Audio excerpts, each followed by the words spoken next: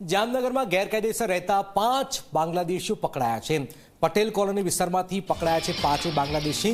3 મહિલા સહિત 5 બાંગ્લાદેશીઓની એસઓજીએ પકડ્યા છે। 5 લોકોની સઘન પૂછપરછ પણ હાથ ધરવામાં આવી રહી છે। 5 બાંગ્લાદેશીઓ પટેલ કોલોની વિસ્તારમાંથી ઝડપાયા છે। તમામની ધરપકડ થાય છે। સતત બાંગ્લાદેશીઓ પકડાઈ રહ્યા છે, જોઈ રહ્યા છો। તેમાં 3 મહિલા અને સહિત 2 એટલે ટોટલ 5 લોકોની સઘન પૂછપરછ પણ કરાઈ છે।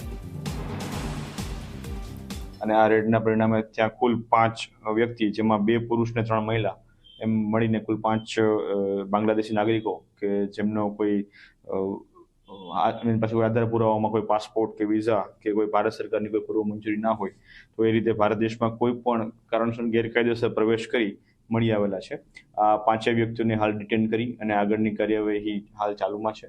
અને આગળની કાર્યવાહી જામનગર પોલીસ અને એસઓજી અને સીટીબી પોલીસ સ્ટેશન દ્વારા કરવામાં આવી રહી છે। જે એ બાબતની હાલ તપાસ ચાલુ છે કે એમની પાસે મળેલા જે કોઈ પણ ઓળખ કાર્ડો છે અલગ અલગ પ્રકારના, એ ક્યાંથી મેળવવામાં આવેલા છે, કેવી રીતે મેળવેલા છે,